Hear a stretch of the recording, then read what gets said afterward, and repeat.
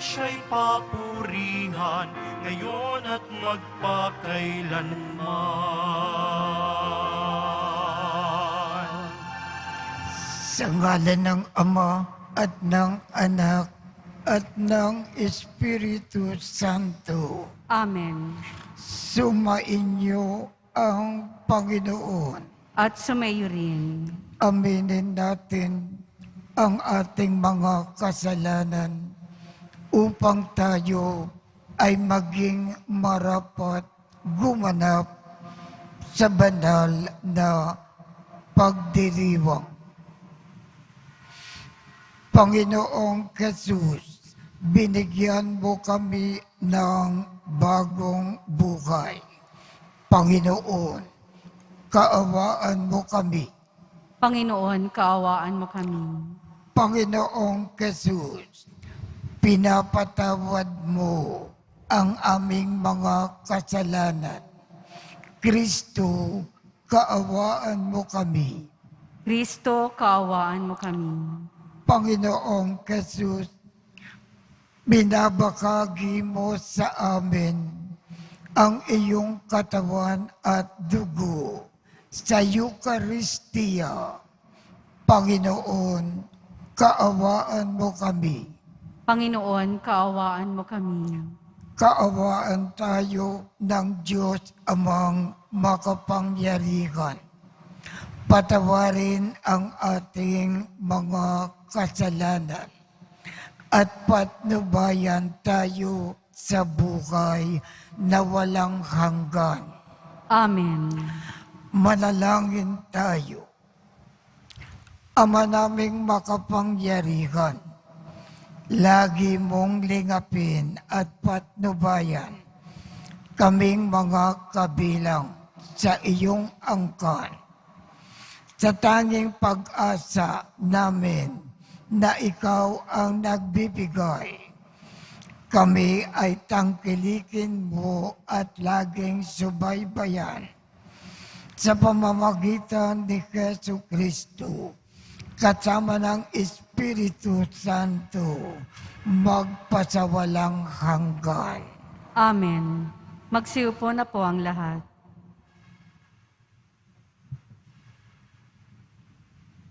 Pagbasa mula sa aklat ng Henesis.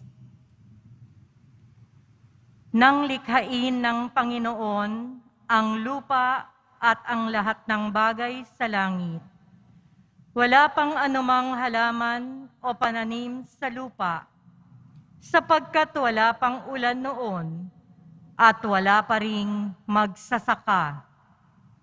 Ngunit mayroon ng bukal ng tubig na dumidilig sa lupa.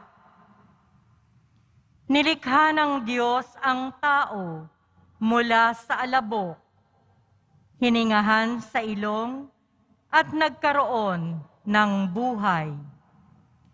Naglagay ang Panginoon ng isang halamanan sa Eden. Ay,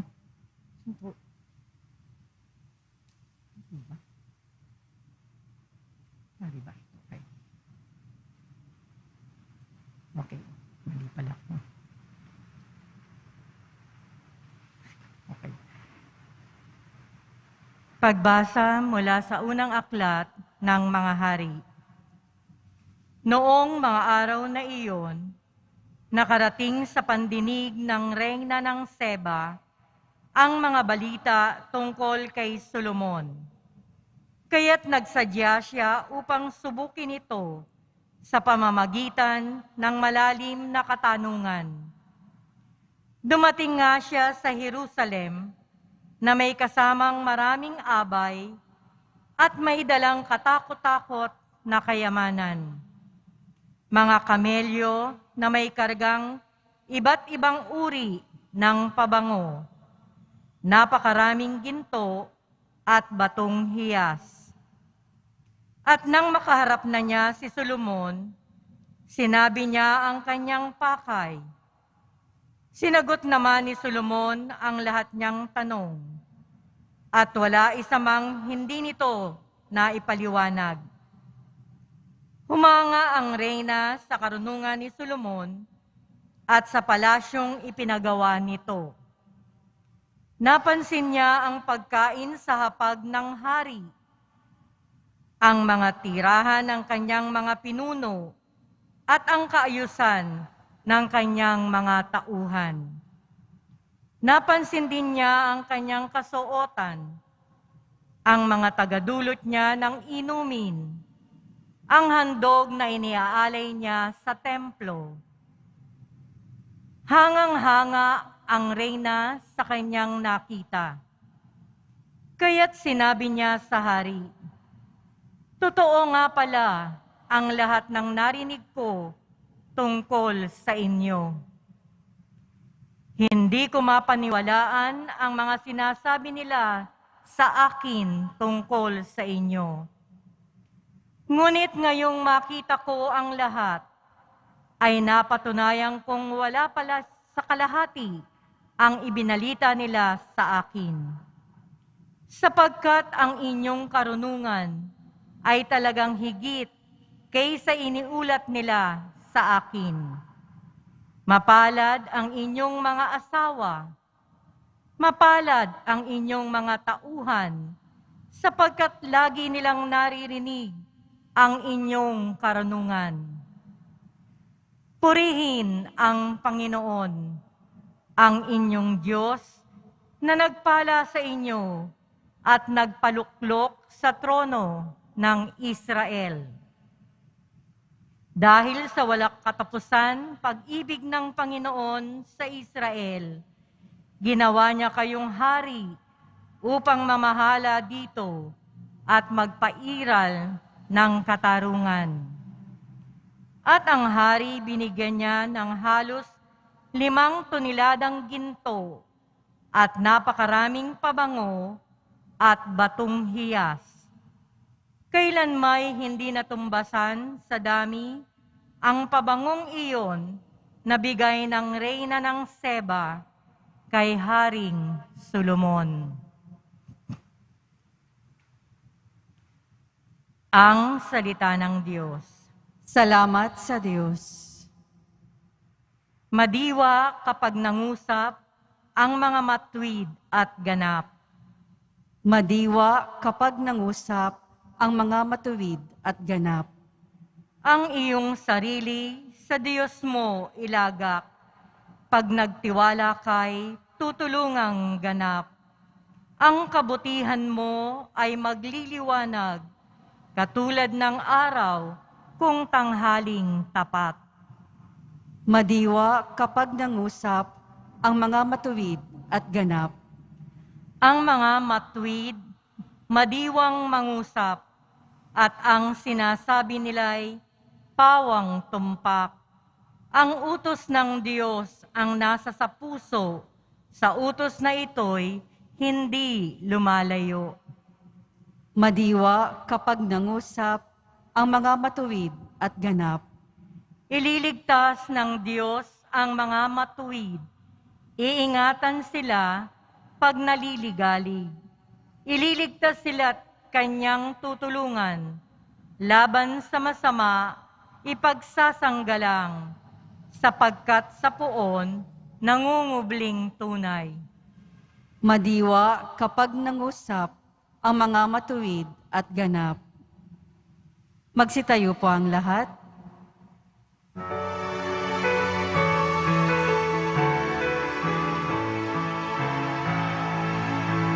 Alleluia,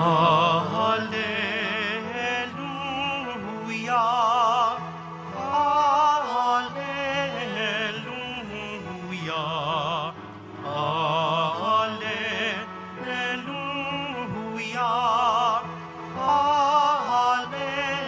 alleluia.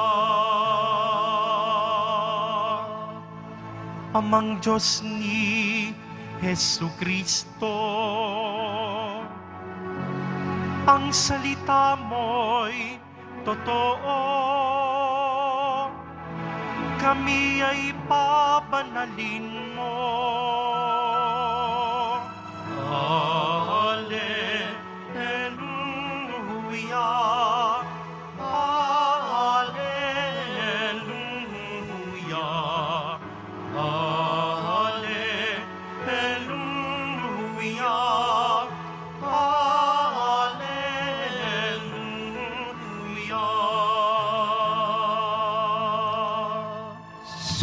Sumainyo ang Panginoon. At sumaiyo rin. Ang mabuting balita ng Panginoon ayon kay San Marcos. Papuri sa iyo, Panginoon. Noong panahong iyon, muling pinalapit ni Jesus ang mga tao at sinabi sa kanila, "Makinig kayong lahat at unawain ang aking sasabihin. Hindi ang pumapasok sa bibig ng tao ang nakapagpapadumi sa kanya sa mata ng Diyos, kundi ang mga nagmumula sa kanya. At ang may pandinig ay makinig." Iniwan ni Jesus ang mga tao at nang makapasok na sa bahay, siya ay tinanong sa kanyang mga alagad tungkol sa talinghaga. "Kayo man ba ay wala ring pang-unawa?" Tugon ni Jesus, "Hindi ba ninyo alam na hindi nakapagpapadumi sa tao ang kinakain niya, sapagkat hindi naman pumapasok iyon sa kanyang puso, kundi sa tiyan, at pagkatapos ay idinudumi." Sa pagsasabi nito ay para nang ipinakayag ni Jesus na maaaring kanin ang lahat ng pagkain. Nagpatuloy si Jesus sa pagsasalita. Ang lumalabas mula sa tao ang nagpaparumi sa kanya sa mata ng Diyos, sapagkat sa loob, sa puso ng tao, nagmumula ang masasamang isipan na nag-uudyok sa kanya na makiapid, magnakaw, pumatay, mangalunya, mag-imbot, at gumawa ng lahat ng kabuktutan, tulad ng pagdaraya, kakalayan, pagkakaingit, paninirang puri, kapalaluan, at kahangalan. At lahat ng ito ay nanggagaling sa puso ng tao at siyang nagpaparumi sa kanya. Ang mabuting balita ng Panginoon. Pinupuri ka namin, Panginoong Hesukristo. Magsiupo na po ang lahat.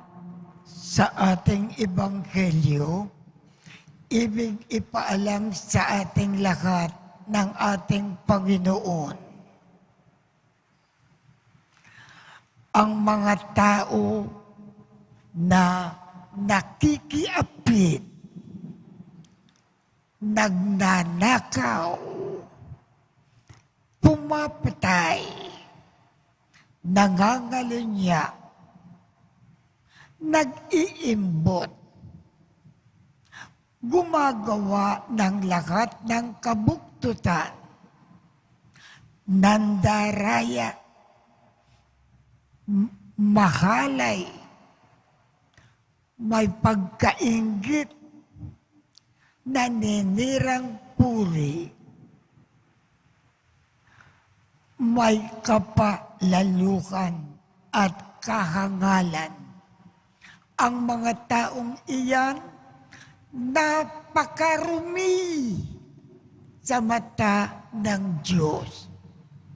Kaya kung ibig natin maging malinis sa mata ng Diyos, iwasan natin ang mga gawain na nabanggit natin dito sa Ebanghelyo.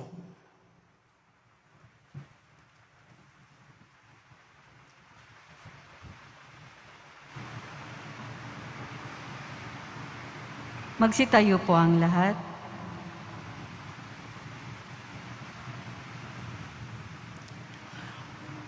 Para sa mga Kristiyano, wala nang iba pang batas maliban sa batas ng pag-ibig. Manalangin tayo para sa ating katapatan sa batas na ito. Ang ating tugon, Ama, dalisayin mo ang aming mga puso. Ama, dalisayin mo ang aming mga puso. Ang ating simbahan naway laging mapanibago at dalisayin ng salita ng Ebanghelyo ni Kristo. Manalangin tayo. Ama, dalisayin mo ang aming mga puso. Tayong lahat naway magdulot ng pag-asa sa mga nanghihina ang kalooban sa pamamagitan ng ating pagmamahal. Manalangin tayo. Ama, dalisayin mo ang aming mga puso. Ang ating mga puso naway mapuno ng tapat na pagnanais na mabuhay para sa bawat isa upang sumamba tayong lahat sa espiritu at katotohanan. Manalangin tayo. Ama, dalisayin mo ang aming mga puso. Ang mga may sakit at naghihingalo naway makatagpo ng kaginhawahan ng pag-ibig at habag ng Ama. Manalangin tayo. Ama, dalisayin mo ang aming mga puso. Makalangit na Ama, gawin mong dalisay ang aming mga puso upang hindi kami mawalay sa aming mitiing mahalin ka ng higit sa lahat. Hinihiling namin ito sa pamamagitan ni Kristo na aming Panginoon. Amen. Magsiupo na po ang lahat.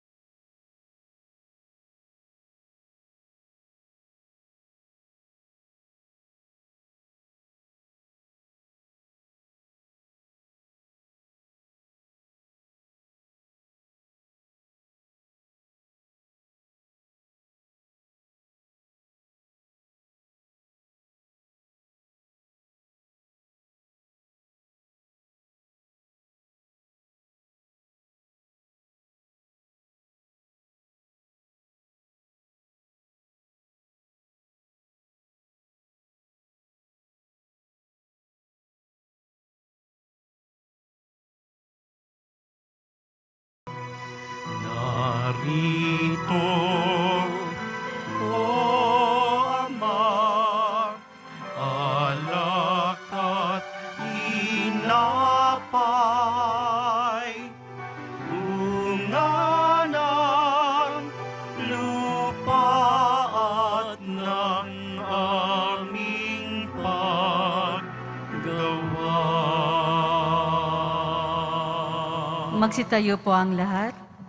Manalangin kayo upang ang pag-aakin natin ay kalugdan ng Diyos Amang makapangyarihan. Tanggapin nawa ng Panginoon itong paghahain sa iyong mga kamay, sa kapurihan niya at karangalan, sa ating kapakinabangan at sa buong sambayanan niyang banal. Ama naming lumikha, ang pagkain at inumin na narito ay iyong ginawa upang mapalakas kaming mga maghihina.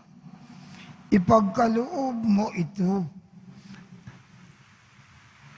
ay aming mapagsalukan bilang pakikinabang sa buhay mong pangmagpakailanman.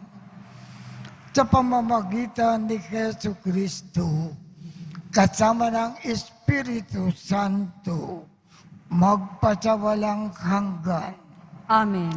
Sumainyo ang Panginoon. At sumayo rin. Itaas sa Diyos ang inyong puso at diwa. Itinaas na namin sa Panginoon. Pasalamatan natin ang Panginoong ating Diyos. Marapat na siya ay pasalamatan.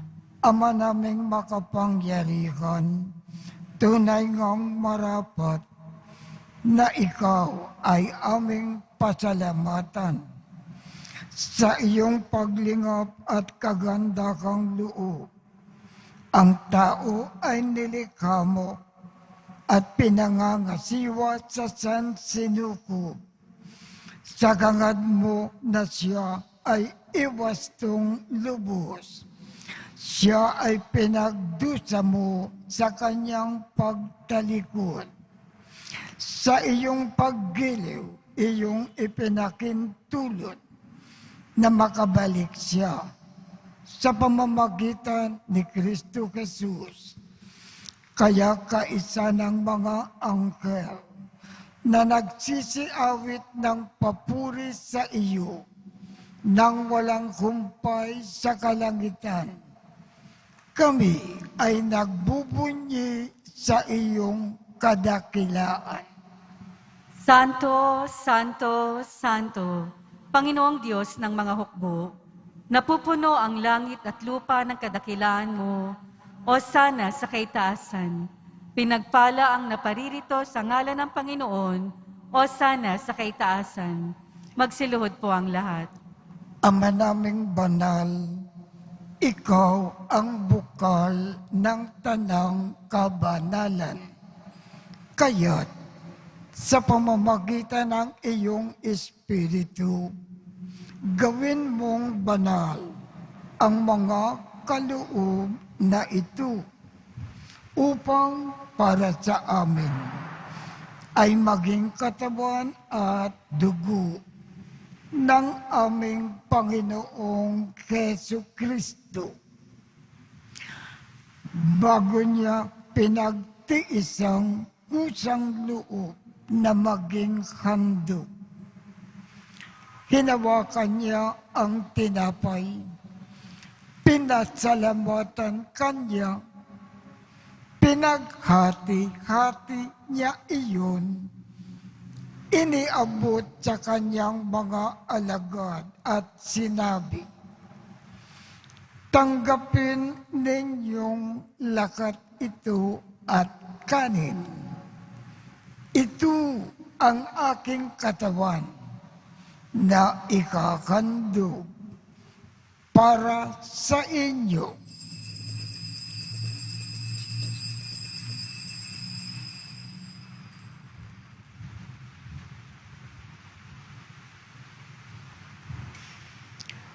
Gayon din naman, noong matapos ang hapunan, hinawakan niya ang kalis, muli kanyang pinasalamatan, iniabot niya ang kalis sa kanyang mga alagad at sinabi, "Tanggapin ninyong lakat ito at inumin.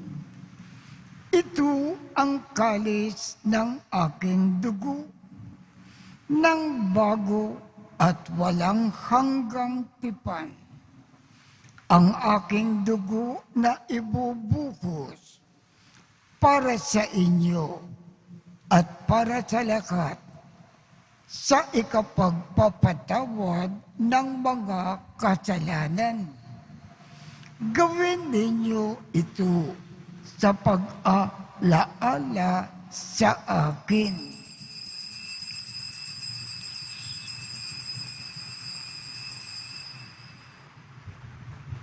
Magsitayo po ang lahat. Ipagbunyi natin ang misteryo ng pananampalataya. Si Kristo'y namatay, si Kristo'y nabuhay. Si Kristo'y babalik sa wakas ng panahon. Ama, ginagawa namin ngayon ang pag-aalala sa pagkamatay at muling pagkabuhay ng iyong anak. Kaya't iniaalay namin sa iyo ang tinapay na nagbibigay buhay at ang kalis na nagkakaloob ng kaligtasan. Kami ay nagpapasalamat dahil kami ay iyong minarapat na tumayo sa harap mo para maglingkod sa iyo. Isinasamo namin kaming magsasalo-salo sa katawan at dugo ni Kristo ay mabuklod sa pagkakaisa sa pamamagitan ng Espiritu Santo.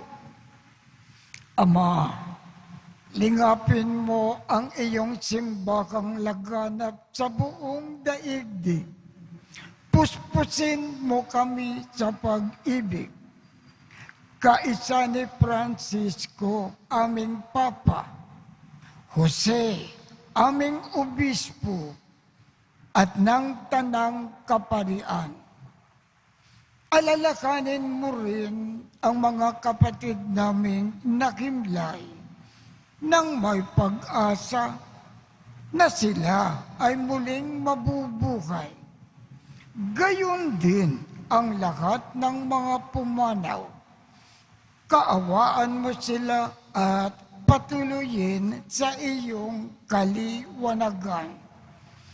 Kaawaan mo at pagindapatin kaming lahat na makasalo sa iyong buhay na walang wakas. Kaisa ng makal na Birhen Maria na ina ng Diyos, ng kabiyak ng puso niyang si San Jose, kaisa ng mga apostol at ng lahat ng mga banal na namukay dito sa daigdig ng kalugod-lugod sa iyo. Maipagdiwang nawa namin ang pagpupuri sa ikararangal mo sa pamamagitan ng iyong anak na aming Panginoong Hesu Kristo. Sa pamamagitan ni Kristo, kasama niya at sa Kanya, ang lakat ng parangal at papuri ay sa iyo. Diyos Amang makapangyarihan, kasama ng Espiritu Santo, magpasawalang hanggan. Amen. Sa tagubilin ng mga nakagagaling na utos at turo ni Jesus na Panginoon natin at Diyos, ipakayag natin ng lakas loob. Ama namin, sumasalangit ka, sambahin ang ngalan mo, mapasa amin ang kakariyan mo, sundin ang loob mo dito sa lupa para nang sa langit. Bigyan mo kami ngayon ng aming kakanin sa araw-araw at patawarin mo kami sa aming mga sala para ng pagpapatawad namin sa mga nagkakasala sa amin. At huwag mo kaming ipahintulot sa tukso at iadya mo kami sa lahat ng masama. Hinihiling namin, Ama, iadya mo kami sa lahat ng masama. Pagkalooban kami ng kapayapaan sa araw-araw. Iligtas sa kasalanan at ilayo sa lahat ng kapakamakan. Samantalang aming nananabikan ang dakilang araw ng pagpapahayag ng tagapagligtas namin si Jesu Kristo. Sapagkat iyo ang kaharian at ang kapangyarihan at ang kapurihan magpakailanman. Amen. Panginoong Jesu Kristo, sinabi mo sa iyong mga apostol, kapayapaan ang iniiwan ko sa inyo. Ang aking kapayapaan ang ibinibigay ko sa inyo. Tungkayan mo ang aming pananampalataya at huwag ang aming mga pagkakasala. Pagkalooban mo kami ng kapayapaan at pagkakaisa ayon sa iyong kalooban. Kasama ng Espiritu Santo, magpasawalang hanggan. Amen. Ang kapayapaan ng Panginoon ay laging sumainyo. At sumaiyo rin. Magbigayan tayo ng kapayapaan sa isa't isa. Kordero ng Diyos na nag-aalis ng mga kasalanan ng sanlibutan, maawa ka sa amin. Kordero ng Diyos na nag-aalis ng mga kasalanan ng sanlibutan, maawa ka sa amin. Kordero ng Diyos na nag-aalis ng mga kasalanan ng sanlibutan, ipagkaloob mo sa amin ang kapayapaan. Magsiluhod po ang lahat. Ito ang kordero ng Diyos. Ito ang nag-aalis ng mga kasalanan ng sanlibutan. Mapalad ang mga inaanyayahan sa kanyang piging. Panginoon, hindi ako karapat-dapat na magpatuloy sa iyo, ngunit sa isang salita mo lamang ay gagaling na ako.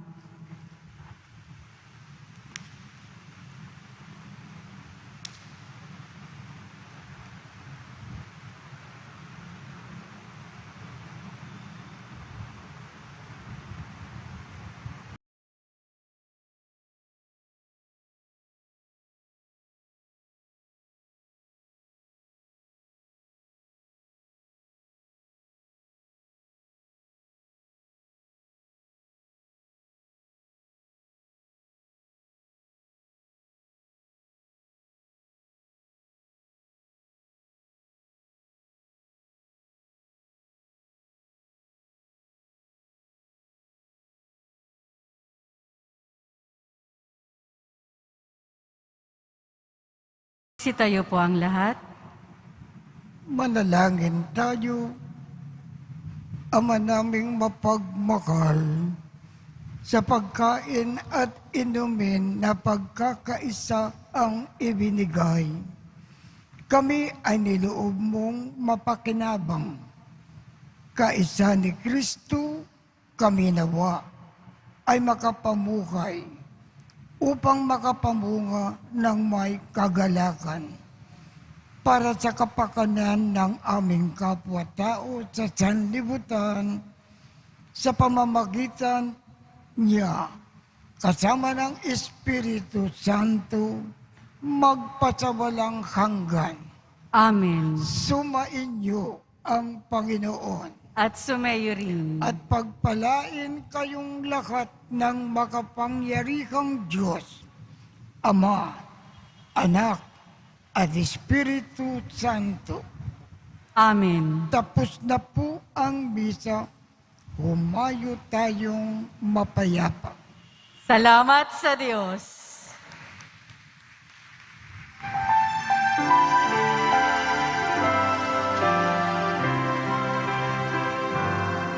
Nuestro Padre Jesús Nazareno, sinasamba ka namin.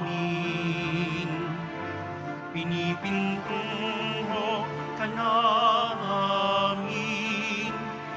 Aral mo ang aming buhay.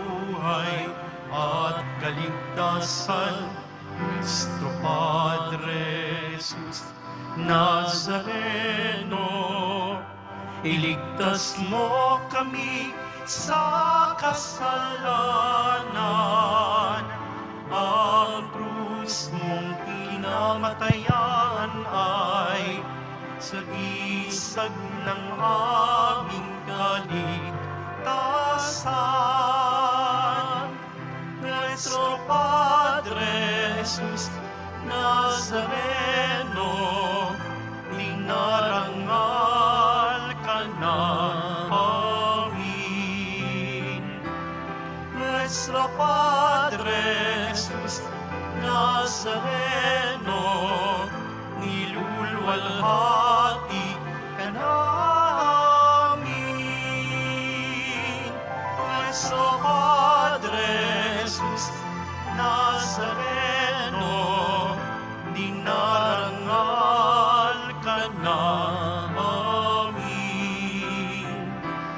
Nuestro Padre Jesus Nazareno, nilulwalhati